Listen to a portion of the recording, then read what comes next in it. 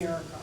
So it is wonderful to be here at Union Baptist to do this, to stand with all of you shoulder to shoulder, to be with the architect of the end racial profiling legislation, Senator Ben Cardin, and to be with my colleague who leads with compassion and conviction, Elijah Cummings. And friends, weren't we proud of Elijah Cummings in the hearing to protect the President of the United States?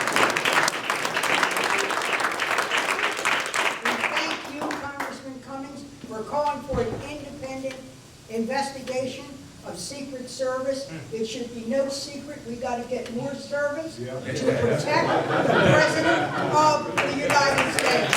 Thank you, and to be here with Reverend Cardin, he preached today. Senator Cardin. And if you know Senator Cardin the way I do, you would know that one of the characteristics of this man is respect.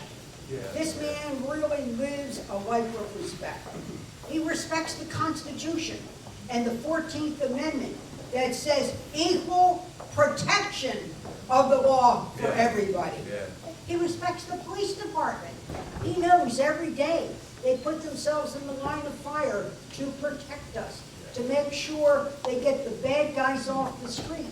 We want to help them to be sure they identify the bad guys, but don't think all guys, because they're black, brown, wear a turban or a beard, are bad guys. That's right. We got to get it right and we got to get it straight. And Senator Cardin knows how to do that with respect, and he respects the people that he represents. He wants them to get a fair shot to be, and then he respects them, and he wants all the people to be treated with respect the way he does. So I'm very proud of the legislation.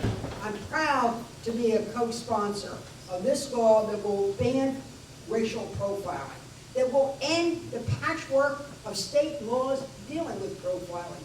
There is no national law. We have 30 states that have laws on the books. We have uneven law, we have uneven training, we have uneven policies, and we need to have, if we are one nation under God, one nation under one flag, we should have one law ending racial profiling that everybody understands. And then to ensure that if you get federal funds, you need to take the training to be able to do the right thing at the right time to get the bad guys off the street, but don't think all guys are bad. I really support this legislation. I intend to help him get it through the committee. I intend to get it through the floor of the United States Senate, and then I intend to work with him to make sure the law is enforced. We sometimes have laws on the books, but not everybody's read that book. So we have to, and the way we're going to make sure, he has an element in the legislation that if you get federal funds, it requires that you develop rules eliminating racial profiling. To be eligible for federal law enforcement grants, you must have training on civil rights. Now, I'm the lady that is on the Appropriations Committee. I help put money in the federal checkbook. And I can tell you right now, we fund a program called BURN, not B-U-R-N, like you get singed, but burn after a police officer killed in the line of duty. 1,000 police departments in America get federal funds. Well, those 1,000 should be sure that all of their people get the training. We give out money called the Cops Hiring, where 215 police departments got money to hire 1,500 new police officers.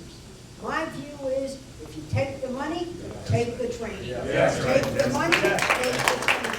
And we will work together to make sure we put that requirement in the federal law book and in the federal checkbook.